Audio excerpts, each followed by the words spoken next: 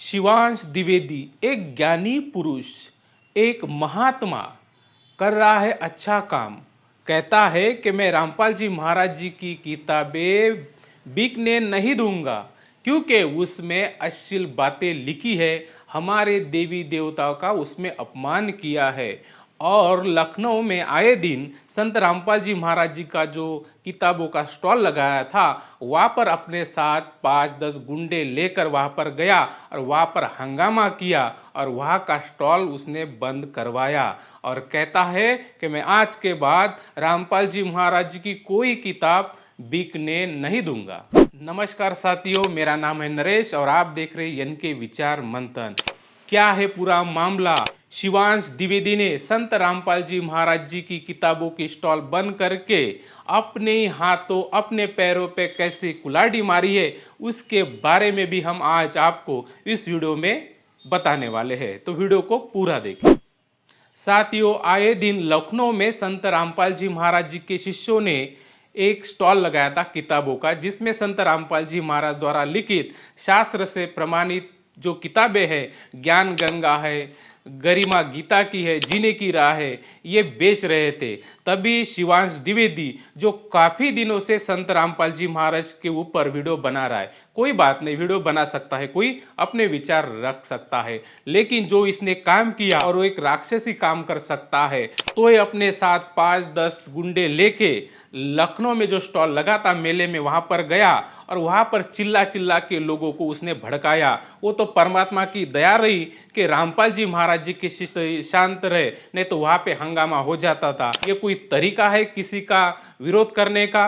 बिल्कुल भी नहीं है। लेकिन ये शिवांश द्विवेदी जो है एकदम नालायक व्यक्ति है, क्योंकि इसको जो है अब डर सता रहा है, क्योंकि संत रामपाल जी महाराज शास्त्र प्रमाणित ज्ञान समाज के सामने दे रहे, निरंतर दे रहे हैं। और ज्ञान गंगा किताबों की जो लोकप्रियता है वो काफ़ी बढ़ गई है। मेरे ख्याल से संत रामपाल जी महाराज लिखित ज्ञान गंगा किताब अब हर घर घर में पहुंच गई है और उसमें जो ज्ञान है वो पूरा शास्त्र प्रमाणित है। उसमें कर्म कांड का निषेध है, उसमें व्रत का निषेध है, क्योंकि हमारी गीता जी में उस बात का निषेध है। तो इसको लग रहा कि अभी ये ज्ञान लोगों तक पहुंच गया है और लोग संत रामपाल जी महाराज जी से जुड़ रहे, तो मेरा जो धंधा है, मेरा धंधा ये ठप हो जाएगा, मेरी दुकान बंद हो जाएगी। क्योंकि अभी तो मैंने मेरी दुकान चालू की है। इसकी वेशभूषा आप देखेंगे तो ये पूरे पंडित की है, धोती कुर्ता तीखा चोटी सब इसने पहन के रखा है, लेकिन ज्ञान इसके अंदर खाली खोका है। इसके बारे में परमात्मा कहते हैं, कंठी माला सुमरनी पहनने से क्या होए और ऊपर डूंडा साधु का अंदर राख्या खोए। तो इसको तत्व ज्ञान नहीं है, ये सिर्फ अपना पंडित जी का चोला पहन के लोगों से पैसे इकट्ठा करके अपनी दुकानदारी चला रहा है और मान बढ़ाई में लगा है। लेकिन कबीर जी के ज्ञान का गोला संत रामपाल जी महाराज बता रहे हैं और उनके ज्ञान के आगे कोई ज्ञान टिक ही नहीं सकता, क्योंकि कबीर जी कहते हैं, और ज्ञान सब ज्ञानड़ी कबीर ज्ञान सो ज्ञान, जैसे गोला तोप का करता चले मैदान। ज्ञान में ज्ञान सिर्फ कबीर जी का ज्ञान है, क्योंकि कबीर साहब पूर्ण परमात्मा है, पूरा ज्ञान वो परमात्मा ही दे सकता है। तो जिस प्रकार से जो तोप का गोला होता है, जो शहर में दागा जाता है तो पूरा शहर मैदान बन जाता है, उसी तरह कबीर साहब जी के तत्व ज्ञान के आगे किसी का ज्ञान टिक ही नहीं सकता, क्योंकि सत्यमेव जयते वो परमात्मा का ज्ञान है। तो इसने वहां पर जाके स्टॉल पर जाके बहुत ही चिल्लाया और कह रहा है कि इस किताब में जो है अश्लील बातें लिखी है। वहां पे एक संतोष शब्द आता है, उसको वो संभोग बता रहा है। अकल के अंधे जरा ठीक से पढ़। और संत रामपाल जी महाराज किसी की बुराई नहीं करते। जहाँ पे जो प्रकरण आता है वो कहाँ से लिया है, वो कबीर सागर से लिया है या गीता से लिया है या वेदों से लिया है, पूरा वहाँ पे लिखते। संत रामपाल जी महाराज कोई भी अपनी तरफ से घर की बात नहीं बताते। संत रामपाल जी महाराज जी का जो ज्ञान है वो 25-30 साल से चालू है। 17-18 टीवी चैनलों पर संत रामपाल जी महाराज जी के सत्संग आते हैं। अगर संत रामपाल जी महाराज ने एक बात भी अगर गलत कही दी तो हंगामा हो जाएगा, क्योंकि आज सब जागरूक है, मीडिया वाले जागरूक है, सभी लोग जागरूक है, सभी संगठन देख रहे संत रामपाल जी महाराज जी के तरफ, क्या ये कुछ गलत बताते हैं कि लेकिन अभी तक कुछ नहीं हुआ। संत रामपाल जी महाराज जो भी ज्ञान देते हैं वो हिंदू धर्म के जो पवित्र शास्त्र है उसी में से देते हैं। इसलिए संत रामपाल जी महाराज जी का सत्संग चालू है और उनके किताबों का प्रचार भी चालू है। तो ये लखनऊ में जो बुक स्टॉल लगा था, वहां पर जाके इसने क्या क्या बातें की, कैसा हंगामा किया, उसकी आप वीडियो क्लिप देख लीजिए। सीता माता के रूप में दुर्गा जी वहां संभोग करने गई थी राम के साथ, यह लिखा है इन्होंने। क्यों ऐसा नहीं लिखा, ऐसा नहीं लिखा है। मर जाएंगे अगर ये नहीं बिकने देंगे, समझे? ठीक है, मैं बंद कर दे रहा हूँ। ठीक है, आप खाने के लिए पहले बंद करिए, बाद में पहले खाने के लिए। चार लोग चलो, इनको छोड़ के गाड़ी चलो लोग, चलो निकलो खाने, चलो आप बुला लीजिए। अरे चलो ना, आप बुला लीजिए। वो कर लो, चलो ना खाने चलेगा। अपने स्टॉल बंद कर देंगे तब चलेंगे। तो देखा आपने, इसको संत रामपाल जी महाराज जी की किताब में अश्लीलता नजर आई।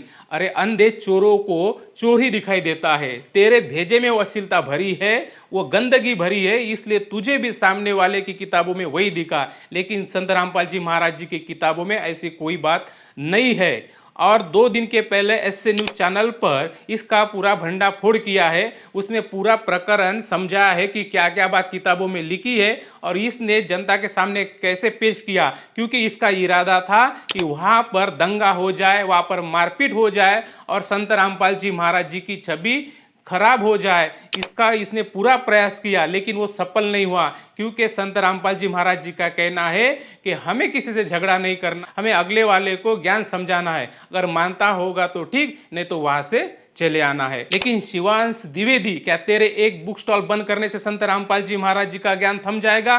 कभी भी नहीं। संत रामपाल जी महाराज जी का ज्ञान पूरे विश्व में चल रहा है और वो चलेगा, क्योंकि वो खुद कबीर परमात्मा ने चालू किया है। समरस शक्ति का वो ज्ञान है, समरस शक्ति की वजह से वो मिशन चल रहा है, उसे कोई रोक नहीं सकता। और जिसने भी उसको रोकने की कोशिश की, उसके हाल भी अंधे गधे के जैसे हुए। और तुझे भी ऐसा लगता है कि तू इस ज्ञान को रोक पाएगा, तो तेरा भी हाल अंधे गधे जैसा ही होगा।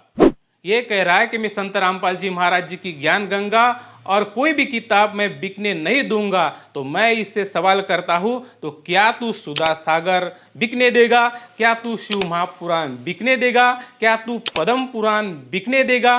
क्या तू देवी भागवत पुराण बिकने देगा? मैं इसलिए कह रहा हूं कि इन किताबों में बहुत सारी अश्लील बातें इसमें लिखी गई है जो हम पढ़ भी नहीं सकते। ये पीछे तो ये पूरा लाइब्रेरी सजाए रखा है, पूरे ग्रंथ इसने अपने पीछे रखे हैं। ऐसे लगता है कि सारा ज्ञान इसको ही है। कोई बात नहीं, होगा भी। शिवलिंग पूजा के बारे में शिव पुराण में क्या लिखा है वो जरा मैं आपको बताता हूँ। शिव पुराण कोटि रुद्र संहिता अध्याय 12 श्लोक 155 में बताया गया है। सूत जी कह रहे हैं कि दारूवन में शिव जी के शिव भक्त रहते थे और वहाँ के जो ऋषि थे, वो ऋषि जंगल में लकड़ी लाने के लिए गए। तो वहाँ पे एक पुरुष जो है नग्न अवस्था में आया और अपना लिंग हाथ पकड़कर वो जो ऋषियों की पत्नी थी उनके सामने गया और वहाँ पे अश्लील हरकतें करने लगा। पुरुष को देखकर जो ऋषियों की पत्नियां थी वो भी उसके लिंग को हाथ लगाने लगी और चक्कर काटने लगी। फिर उस पुरुष ने उस ऋषियों की जो पत्नियां थी उसके साथ संभोग किया। जब वो ऋषि वन से आए तो उन्होंने दृश्य देखा तो एकदम से वो संताप उनको हो गया और फिर उन्होंने वचनों से उस पुरुष का लिंग काट दिया और वो लिंग पूरी पृथ्वी पर घूमता रहा। और घूमने के बाद सभी लोग जो है माता पार्वती के पास गए और उनसे प्रार्थना करने लगे कि इस लिंग को जो आप शांत करो। तो माता पार्वती ने फिर यौनी रूप धारण किया और उस लिंग को अपने यौनी में समाविष्ट किया और वहाँ से फिर वो शिवलिंग की पूजा चालू हो गई। अश्लील बातें उसमें लिखी है। मैं भी ये भी नहीं कहता कि वो गलत है, और मैं तो ये कह रहा कि शिवलिंग की पूजा कैसे चालू हो गई। तो क्या उस शिव पुराण को तू बंद करेगा? क्या तुझ में हिम्मत है वो शिव पुराण बंद करने की? कभी नहीं करेगा, क्योंकि तुझे तत्व ज्ञान ही नहीं है और आज तक हमने बताया भी नहीं है और ना संत रामपाल जी महाराज जी ने बताने की उसको जरूरत समझी। लेकिन आज तूने जो ये नीच काम किया है उसकी वजह से हमको ये बताना पड़ रहा है। ये बताने वक्त भी हमको शर्म आ रही है, ऐसी गंदी बातें उसमें लिखी है। और भी कुछ है लेकिन वो मैं नहीं बताऊंगा। अगर साथियों आपको पढ़ना है तो आप पढ़ सकते हो, मैं आपको शॉर्टकट में बता देता। देवी भागवत पुराण 9वां स्कंद अध्याय 24 में भी लिखा है कि विष्णु जी ने कैसे एक तुलसी नाम की जो लड़की थी सुंदर, उसके साथ उसके पति का रूप बना के कैसे संभोग किया, मतलब उसके मर्जी के खिलाफ किया। जब उसे पता लगा कि ये विष्णु जी है तब उस लड़की ने विष्णु जी को श्राप दिया। उसके इच्छा के खिलाफ विष्णु जी ने उसके पति का रूप बना के उसके साथ संभोग किया। तो क्या इसको ये जो किताबें हैं, ये जो पुराण है, पद्म पुराण है, शिव पुराण है, देवी भागवत महापुराण है, इसकी गंदगी नहीं दिखी? और भी सुधा सागर आप पढ़ेंगे तो आप उसको पढ़ भी नहीं सकते। लेकिन हमें उससे कुछ मतलब नहीं है, क्योंकि जो पूर्ण परमात्मा होता है वो अलग है। जो जिन देवी देवताओं की ऐसा चरित्र है, क्या वो भगवान हो सकते? यही तो संत रामपाल जी महाराज हमें बता रहे हैं कि जो पूर्ण परमात्मा है वो अलग है। लेकिन इस शिवांश द्विवेदी ने अभी तक और इसके गुरुओं ने, शंकराचार्यों ने जनता को यही बताया है, ब्रह्मा विष्णु महेश सर्वशक्तिमान है, उनकी पूजा करो, उनकी भक्ति करो। तो ये कैसे अब इस बात को नकारा सकते हैं और ये कैसे लोगों को समझाएंगे कि जिस भगवान की भक्ति हम आपको बताते थे उनके बारे में ऐसी अश्लीलता हमारे सदग्रंथों में भरी पड़ी है? ये कभी नहीं बताएंगे, क्योंकि सच का सामना करने के लिए भी एक धैर्य चाहिए। वो महापुरुष ही वही काम कर सकता है, लेकिन उनमें ये चीज नहीं है। ये सिर्फ जनता के पैसों से अपनी दुकानदारी चला रहे हैं। तो शिवांश द्विवेदी, अगर तूने वो स्टॉल बंद ना किया होता तो आज ये हिंदू धर्म में जो है, जो अश्लील बातें लिखी है वो जनता के सामने नहीं आती। मैं भी हिंदू हूँ, लेकिन मैं मेरी भक्ति जो है शास्त्र अनुकूल करता हूँ, वेदों के अनुसार करता हूँ। लेकिन तुझे वो समझ में नहीं आएगा, क्योंकि तेरे भेजे में अभी तक वही अज्ञान भरा पड़ा है। अगर तुझे थोड़ी सी भी अभी शर्म आती है तो संत रामपाल जी महाराज जी के सत्संग कम से कम 6 महीने सुन और उसके बाद में कोई भी निर्णय ले। अगर तुझे कोई आपत्ति थी उस किताबों के बारे में तो वहाँ पे जो कमेटी थी वहाँ पर जाके बोलना था, या कोई पुलिस थाने में जाके बोलना था। वो तो अच्छा होगा कि वहाँ पर कोई दंगा नहीं हुआ। अगर किसी की जान चली जाती तो उसका जिम्मेदार कौन होता? और तू यही चाहता था कि ऐसा कुछ हो जाए और संत रामपाल जी महाराज जी को बदनाम किया जाए। लेकिन तेरा ये काम सफल नहीं हुआ, क्योंकि जाके राको साइया मार सके ना कोई। शिवांश द्विवेदी, तू अपने वीडियो में कहता है कि मैं ज्ञान चर्चा करने के लिए तैयार हूं। तेरी औकात है ज्ञान चर्चा करने की? कोई ज्ञान चर्चा ऐसे होती है? ना तुझे बोलने का ढंग है, ना तुझे अपने उम्र से जो बड़े लोग हैं उनको बोलने का ढंग है। पूरी गाली तेरे मुंह में भरी पड़ी है, तू क्या ज्ञान चर्चा करेगा? अरे ज्ञान चर्चा करना कोई हार जीत की बात होती है? परमात्मा की चर्चा होती है, उससे तो पुण्य मिलता है। लेकिन तू ज्ञान चर्चा करने के लायक नहीं है। तेरे गुरु निखिलानंद जी महाराज जो शंकराचार्य है वो भी सोचते होंगे कि मैंने कैसे नालायक को शिष्य बनाया। तो जरा अपने गुरु की परवाह कर। संत रामपाल जी महाराज जी ने चारे शंकराचार्यों को 2009 और 2012 में ज्ञान चर्चा के लिए बुलाया था, बाकायदा उनके आसन लगाए थे।